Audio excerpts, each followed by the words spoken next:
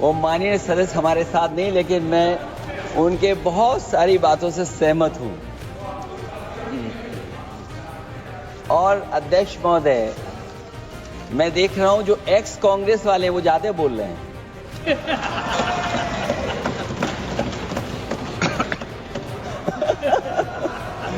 जो बिल लाया जा रहा है, भारतीय जनता पार्टी में एक मुकाबला चल रहा है। भारतीय जनता पार्टी के अंदर मुकाबला चल रहा है कि खराब हिंदू कौन बड़ा है। जो पार्टी ये कहती हो कि दुनिया की सबसे बड़ी पार्टी है, अध्यक्ष महोदय वो अपना राष्ट्रीय अध्यक्ष नहीं चुन पाए अभी तक। ये सामने जितनी पार्टियां हैं उनका राष्ट्रीय अध्यक्ष उन 5 लोगों को ही चुनना है परिवार के। हमें माननीय अध्यक्ष जी करोड़ों सदस्यों में से 12-13 करोड़ सदस्य प्रक्रिया कर चुनना है तो देर लगती है। आपके यहां जरा भी देर नहीं लगेगी। मैं कह देता हूं अभी 25 साल तक आप अध्यक्ष हो जाओ, नहीं बदल सकता। कि अभी कुछ दिन पहले यात्रा जो हुई है वो कहीं 75 वर्ष की एक्सटेंशन वाली यात्रा तो नहीं थी। अध्यक्ष महोदय, भाजपा जब भी कोई नया बिल लाती है तो वो अपनी नाकामी छुपाती है। अध्यक्ष महोदय जब ये कह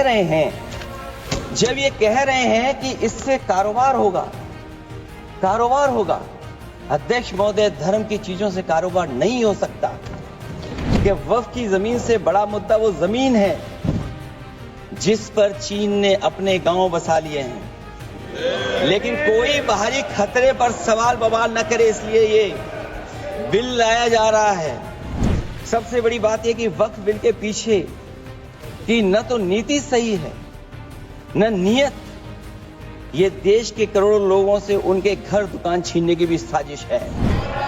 जब देश के अधिकांश राजनीतिक दल वक्फ बिल के खिलाफ हैं तो उसे लाने की जरूरत क्या है, जो जिद क्यों कर रहे हैं सरकार। वक्फ बिल का लाना भाजपा की सियासी हट है।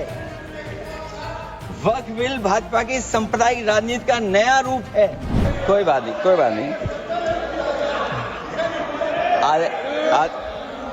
अरे नहीं, आदरणीय सभापति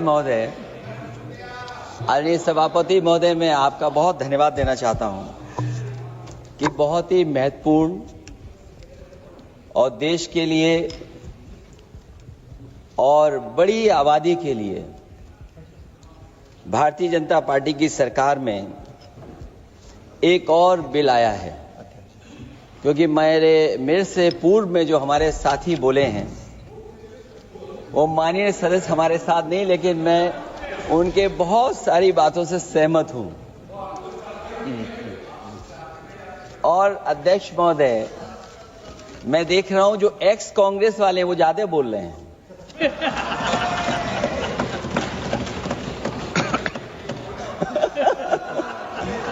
आदरणीय अध्यक्ष महोदय,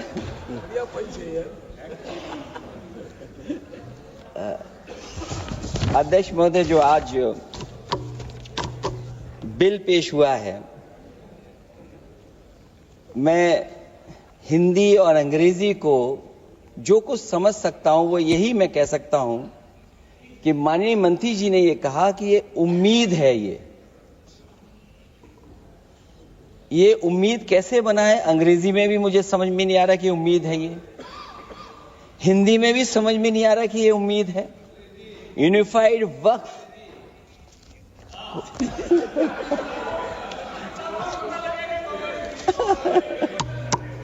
अध्यक्ष महोदय, यूनिफाइड वक्फ मैनेजमेंट अध्यक्ष महोदय, मैं समझ सकता हूं कि मैं वो बात छेड़ना नहीं चाहता था, लेकिन क्या करूं, मजबूरी है अब।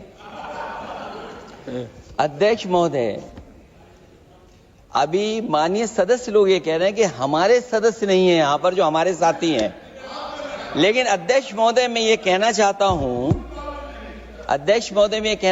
हूं ये जो बिल लाया जा रहा है, भारतीय जनता पार्टी में एक मुकाबला चल रहा है। भारतीय जनता पार्टी के अंदर मुकाबला चल रहा है कि खराब हिंदू कौन बड़ा है। और ये बात अध्यक्ष महोदय मैं ऐसे ही नहीं कह रहा हूं। जो पार्टी ये कहती हो कि दुनिया की सबसे बड़ी पार्टी है, अध्यक्ष महोदय वो अपना राष्ट्रीय अध्यक्ष नहीं चुन पाए अभी तक।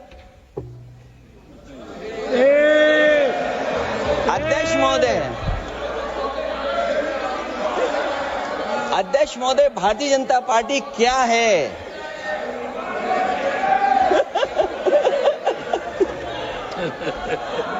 जी मैं अखिलेश जी ने बहुत हंसते हंसते कहा है, इसको हंसते हंसते जवाब देना।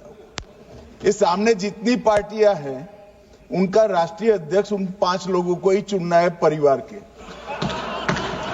हमें माननीय अध्यक्ष जी करोड़ों सदस्यों में से 12-13 करोड़ सदस्य प्रक्रिया कर कर चुनना है तो देर लगती है। आपके यहां जरा भी देर नहीं लगेगी। मैं कह देता हूं अभी 25 साल तक आप अध्यक्ष हो जाओ, नहीं बदल सकता। अध्यक्ष महोदय क्योंकि जो बात निकल के आई है वो मैं फिर आगे बढ़ा दूं। अध्यक्ष महोदय जो बात सोशल मीडिया या और जगह गुपचुप हो रही है, कहीं ऐसा तो नहीं था कि अभी कुछ दिन पहले यात्रा जो हुई है वो कहीं 75 वर्ष की एक्सटेंशन वाली यात्रा तो नहीं थी। अध्यक्ष महोदय ये जो इस बार जो वक्फ बिल आया है, नाकामी का पर्दा इस बार है वक्फ बिल।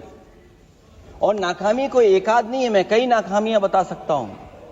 अभी मैं माननीय सदस्यों को सुन रहा था, वो पुराने कई बिल उनके बारे में चर्चा कर रहे थे कि कितने प्रोग्रेसिव बिल लेकर के आए हैं। मुझे याद है मैं उत्तर प्रदेश में उस समय था और मुझे लगा कि शायद इनकी वो बात ठीक होगी। एक ये बहुत तैयारी के साथ फैसला लेकर के आए थे और फैसला ये लिया था आधी रात के आज के बाद नोट नहीं चलेंगे, नोट बंद हो जाएंगे। अध्यक्ष महोदय उस नोटबंदी नाकामी के बारे में भी तो चर्चा हो जाए कि अभी भी न जाने कितनी जगह पर कितना रुपया निकला जा रहा है, कितना निकल करके आ रहा है। केवल नाकामी नोटबंदी की नहीं, नाकामी बेरोजगारी की भी है, नाकामी महंगाई की भी है, नाकामी किसान की आय दोगुनी नहीं कर पाए वो भी इनकी नाकामी है। मुझे याद है एक माननीय मंत्री जी पूरे देश की नदियों के बारे में बीओडी बता रहे थे, लेकिन माननीय मंत्री जी ये भूल गए कि उनके शहर में उनके क्षेत्र की जो नदी है उसकी बीओडी क्या है। गंगा क्या साफ हो गई, यमुना क्या साफ हो गई, स्मार्ट सिटी क्या बन गई, क्या गोद लिए हुए गांव इन्होंने गोद से उतार दिए, उनकी क्या दुर्दशा है। इसलिए मैं कहना चाहता हूं ये नाकामी का पर्दा इस बार वक्फ बिल बना है। और सबसे बड़ी बात तो यह है कि जिसके लिए फैसला होना है उसकी बात को अहमियत न देना भी नाइंसाफी है। अध्यक्ष महोदय नाकामी केवल यहां तक नहीं है। और भारतीय जनता पार्टी क्या है, मैं केवल एक पुरानी घटना याद करता हूं। एक बार फैजाबाद अयोध्या में एक कार्यक्रम था, उसमें बड़ी तैयारी की गई थी और तैयारी के साथ कलाकार मुंबई से बुलाए गए थे। हो सकता है वो सहमति दिल्ली से ना रही हो, केवल लखनऊ की सहमति से हो रहा हो कार्यक्रम। और जब कार्यक्रम की पूरी तैयारी हो गई, भगवान श्री राम बनकर के कोई आ गया, लक्ष्मण बनकर के कोई आ गया, मां सीता भी बनकर के कोई आ गया, हनुमान जी और भगवान हनुमान भी बनकर के कोई आ गया।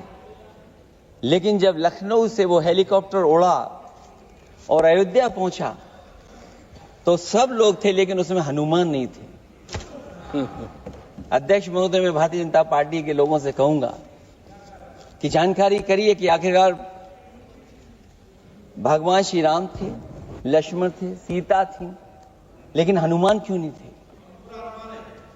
हनुमान इसलिए नहीं थे, शायद उनकी जात या धर्म कुछ और था। अध्यक्ष महोदय, ये देश मिली जुली संस्कृति से चला है। कुछ हमने सीखा, कुछ उन्होंने सिखाया। और जो लोग ये कहते हैं कि हम सबको बराबरी का हक देते हैं, अभी कुछ दिन पहले ईद निकली है। अध्यक्ष महोदय, वो परंपरा रही है, न केवल मैं जाता हूं बल्कि कोई दल का नेता ऐसा नहीं न जाता हो उस कार्यक्रम में शामिल होने। भारतीय जनता पार्टी के जो मुख्यमंत्री, उप मुख्यमंत्री, वो भी जाते हैं, उप मुख्यमंत्री, सभी धर्मों के नेता आते हैं। लेकिन पता नहीं इस बार क्या साजिश थी, षड्यंत्र था कि वहां पर कुछ पाबंदी लगी हुई थी। अगर किसी कारण पाबंदी लगी हुई थी तो बात समझ में आती है, लेकिन जब जानकारी हुई है, किसी को नहीं पता था कि पाबंदी क्यों लगी है कि आप नहीं जा सकते वहां पर कार्यक्रम में शामिल होने। क्या यही भारत है, यही संविधान हमें रास्ता दिखाता है? अध्यक्ष महोदय, मंत्री जी बताएं हमें, वो खुद भी माइनॉरिटी हैं, भगवान बुद्ध के रास्ते पे चलते हैं। भगवान बुद्ध का रास्ता दूसरा है। हम आपको अपना मानते हैं तब भी जब आप हमारे बहुत सारे ग्रंथों को नहीं मानते हैं, तब भी हम आपको अपना मानते हैं। आप हमारे पुराणों को नहीं मानते हैं, आप हमारे उपनिषदों को नहीं मानते हैं। लेकिन सोचिए, हम हिंदू वो लोग हैं जो आपको स्वीकार करते हैं और गले लगा करके चलते हैं। अब मैं दूसरे धर्म पे नहीं जाऊंगा, कोई नाराज हो सकता है। मैं दूसरे धर्म के बारे में नहीं जा सकता, मैं केवल यही बताता हूं। और मैं उत्तर प्रदेश में, अध्यक्ष जी, जहां से आता हूं, मैं अपमान नहीं कर रहा हूं, मैं सच बोल रहा हूं। और ये बिहार के चुनाव में जो आप कह रहे हैं कि महिलाओं को 2 मेंबर बना दिया, इस बार मैं भी देखूंगा आगे भारतीय जनता पार्टी कितनी महिला लोगों को टिकट देंगे वहां पर।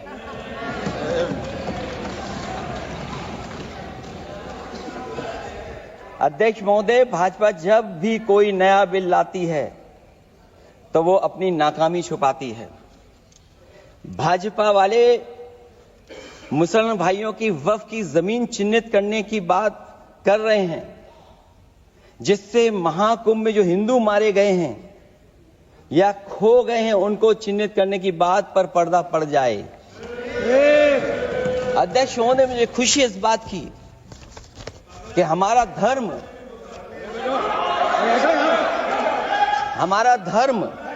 अध्यक्ष महोदय, नहीं कुछ कहना चाहते हैं। नहीं प्लीज, उनको अलाउ नहीं किया। अध्यक्ष महोदय, कुंभ में आस्था सबकी है, कोई ऐसा नहीं जिसकी आस्था ना हो। और कुंभ कोई पहली बार नहीं हो रहा था। ये भारतीय जनता पार्टी के लोगों ने ऐसा प्रचार किया कि 144 वर्षों के बाद पहली बार महाकुंभ होने जा रहा है, और लोग निकल पड़े। सरकार ने कहा कि हमारी तैयारी 100 करोड़ की है। आप कहते टेक्नोलॉजी का हम इस्तेमाल करेंगे, जमीनों को हम मैपिंग कर करके डेटा एंड रिकॉर्ड ठीक करेंगे। अध्यक्ष महोदय, ये बताएं कि वो 30 लोग कौन थे, उनके नाम क्या थे जिनकी जान चली गई, न केवल जान जाने वालों की, बल्कि अध्यक्ष महोदय ये सरकार बताए कि जो लगभग 1000 हिंदू खो गए हैं, जो अभी तक नहीं मिले, जो अभी तक नहीं खोज पाए हैं, वो 1000 हिंदू की सूची कहां है? और फिर धर्म कारोबार की बात है, जो ये लोग गोली। अध्यक्ष महोदय, मैं कार सेवक वाली बात इसलिए नहीं छेड़ना चाहता हूं।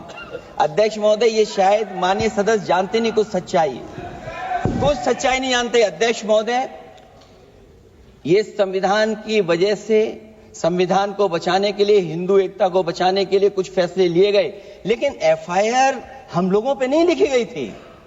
एफआईआर उन पे लिखी गई थी जो बेचारे तैयार हो गए थे सुबह, लेकिन पता नहीं कहां से फोन आया था, कहा था कि अब तैयार तो हो गए हो, लेकिन आप शिलान्यास में नहीं आ सकते। बहुत सही। इसलिए बात को इधर से उधर नहीं में ले जाना चाहता। अखिलेश जी, जरा वक्त पे भी आ जाओ। अच्छा, वक्त पे आ रहा हूं। नहीं, वक्त पे अध्यक्ष इसलिए आ रहा हूं क्योंकि वक्त समझने के लिए भारतीय जनता पार्टी की सोच क्या है। और ये अध्यक्ष महोदय जब ये कह रहे हैं कि इससे कारोबार होगा, अध्यक्ष महोदय, धर्म की चीजों से कारोबार नहीं हो सकता। हमारे उत्तर प्रदेश के मुख्यमंत्री जी ने भी कहा कि कारोबार होगा। वो 30 की गिनती में उलझे हुए हैं, जैसे 30 मार खाए वो। उनसे पूछा कि जान कितनी गई, वो 30। उनसे पूछा कि कारोबार कितने का होगा, 30 गुणा 10,000 करोड़। सोचिए, कुंभ हमारा क्या कारोबार की जगह है? और फिर उसका कौन नापेगा, कैसे नालाएगा? और फिर हमारे माननीय मंत्री जी कह रहे हैं कि जमीन, चाहे वो रेलवे की हो, चाहे वो डिफेंस की हो, वो भारत की जमीन है। मैं भी स्वीकार करता हूं कि रेलवे की जमीन भी भारत की है, डिफेंस की भी जमीन भारत की है। क्या डिफेंस की जमीन नहीं बेची जा रही मंत्री जी? अध्यक्ष महोदय, क्या रेलवे की जमीनें नहीं बेची जा रही हैं? अध्यक्ष महोदय, केवल यहां तक नहीं, कितना हस्तक्षेप होता है। वक्फ भी भारत के, इसीलिए तो कहीं ना कहीं वक्फ की जमीन से, अध्यक्ष महोदय, माननीय मंत्री जी बताएं, और मुझे उम्मीद है कि जब जवाब देंगे तो बताएंगे कि वक्फ की जमीन से बड़ा मुद्दा वो जमीन है जिस पर चीन ने अपने गांव बसा लिए हैं, लेकिन कोई बाहरी खतरे पर सवाल बवाल न करे, इसलिए ये बिल लाया जा रहा है। और माननीय मंत्री जहां से आते हैं, जिस प्रदेश से आते हैं, कम से कम ये तो बताएंगे कि वहां कितने चीन ने गांव बसा लिए, घर बन गए हैं। अध्यक्ष महोदय, आपके माध्यम से सरकार गारंटी दे कि वक्फ की जमीन कभी भी किसी भी पैतरेबाजी से किसी और मकसद के लिए किसी और को नहीं दी जाएगी। वक्फ की वर्तमान व्यवस्था में चाहे 5 साल के धर्म पालन की पाबंदी की बात हो, या कलेक्टर से सर्वेक्षण के हस्तक्षेप की बात हो, या वक्फ परिषद या बोर्ड में बाहरियों को शामिल करने की बात हो, इन सब का उद्देश्य मुस्लिम भाइयों के सार्वजनिक अधिकार को छीनकर उनके महत्व और नियंत्रण को कम करना है। ट्रिब्यूनल के निर्णय को अंतिम न मानकर उच्च न्यायालय में लेकर जाने की अनुमति देना दरअसल जमीनी विवाद को लंबी न्यायिक प्रक्रिया में फंसाकर वक्फ भूमि पर कब्जों को बनाए रखने का रास्ता खोलेगा। सबसे बड़ी बात यह कि वक्फ बिल के पीछे की न तो नीति सही है, न नीयत। ये देश के करोड़ों लोगों से उनके घर दुकान छीनने की भी साजिश है। भाजपा एक अलोकतांत्रिक पार्टी है, वो असहमति को अपनी शक्ति मानती है। जब देश के अधिकांश राजनीतिक दल वक्फ बिल के खिलाफ हैं, तो उसे लाने की जरूरत क्या है, जो जिद क्यों कर रहे हैं सरकार? वक्फ बिल का लाना भाजपा की सियासी हट है। वक्फ बिल भाजपा की सांप्रदायिक राजनीति का नया रूप है। वो तो आपको काटेगा, और इसलिए काटेगा कि अध्यक्ष महोदय बाहर ये लिखते हैं सत्यमेव जयते, बाहर है लिखते सत्यमेव जयते, भाजपाई अंदर असत्य बात कहते। भाजपा वक्फ बिल लाकर अपने उन समर्थकों का तुष्टीकरण करना चाहती है जो भाजपा की आर्थिक नीति, महंगाई, बेरोजगारी, बेकारी और चौपट अर्थव्यवस्था से उसे छटक गए हैं। क्योंकि अध्यक्ष महोदय, जब से वोट में गिरावट आई है, और खासकर उत्तर प्रदेश में भी, तब से भारतीय जनता पार्टी की कोशिश है कि अपना वोट कैसे संभाला जाए। ये वोट को संभालने के लिए बिल लाया गया है। भाजपा का लक्ष्य वक्फ की जमीनों पर है। इन जमीनों का नियंत्रण अपने हाथ में लेकर इन जमीनों को पिछले दरवाजे से अपने लोगों के हाथों में दे देना चाहती है। भाजपा चाहती है कि वक्फ बिल लाने से मुस्लिम समुदाय को लगे कि उन पर हक को मारा जा रहा है, वो उद्वेलित हों और भाजपा को ध्रुवीकरण की राजनीति करने का मौका मिल सके। क्योंकि अध्यक्ष महोदय, भाजपा का लक्ष्य यह है कि ध्रुवीकरण हो, क्योंकि वो जानते हैं कि ध्रुवीकरण जितना होगा उससे वो लाभ उठाने में आगे रहेंगे। तो ये वक्फ बिल जो लाया जा रहा है वो अपनी वोट बैंक को संभालने के लिए और समाज को बांट करके करके राजनीतिक लाभ लेने के लिए लाया जा रहा है। और अगर इसके लिए नहीं लाया होता तो पहले से जो जितने फैसले लिए सरकार ने, क्या उससे देश और प्रदेश में कोई बड़ा बदलाव आ गया है? अगर स्मार्ट सिटी का बात करें तो कितनी स्मार्ट सिटी बन गई है आपकी? आपके नोटबंदी की वजह से न जाने कितना रुपया कहां निकल रहा है। और डर तो ये लगता है कहीं भाजपा वाले दूसरों के पैसा रख करके न पकड़वा दें। वक्फ बिल के आने से पूरी दुनिया में एक गलत संदेश भी जाएगा। इससे देश की सेकुलर इमेज को बहुत धक्का लगेगा। वक्फ बिल भाजपा की नफरत की राजनीति का एक और अध्याय है। मैं अंत में कहना चाहता हूं कि अभी तो आपने साथी संभाल लिए हैं, एक साथी तो मुझे दिखाई नहीं दे रहा है। और हमारे जिनका हमने सम्मान किया, हमें कहां ले गए आप? और हमें यहां छोड़ गए आप, हमें छोड़ गए। हमें देखिए सभापति महोदय देखिए राजनीति क्या है। हमने आपका हाथ पकड़ा और हम यहां आ गए और आप हमारा हाथ छुड़ा करके वहां चले गए। इसलिए देखिए कब हमारा इनका हाथ मिल जाए। और मैं अध्यक्ष सभापति महोदय ये कहना चाहता हूं कि वक्फ बिल भाजपा के लिए वाटरलू साबित होगा, क्योंकि ऊपर से तो हाँ कह रहे हैं, लेकिन अंदर ही अंदर बहुत सारे साथी सहमत नहीं है। मैं अंत में इतना ही कहना चाहता हूं कि ये वक्फ बिल जो लेकर के आए, कोई उम्मीद लेकर के नहीं आ रहा है। ये सोची समझी रणनीति का हिस्सा है, क्योंकि इनका जो बोर्ड बिखर गया है, ये मुस्लिम में भी बंटवारा चाहते हैं। मुस्लिम इस्लाम धर्म में कहीं बंटवारा नजर नहीं आता है, लेकिन इनकी कोशिश है कि इस बिल के माध्यम से हम मुस्लिम भाईचारा में भी बंटवारा करते हैं। बंटवारा तो पीडीए करेगा। अभी देखिएगा सभापति महोदया, हमारे एक सदस्य कह रहे थे कि चुनाव बहुत अच्छा होता है। इनसे बेहतर किसने चुनाव देखा होगा? चलिए धन्यवाद। वोट ही नहीं डालने दिया। सभापति महोदया, मैं धन्यवाद देता हूं। मैं और अपने दल और साथियों के साथ कहता हूं कि समाजवादी पार्टी बिल का विरोध करती है। वोट पड़ेगा तो हम इसके खिलाफ वोट डालने जा रहे हैं।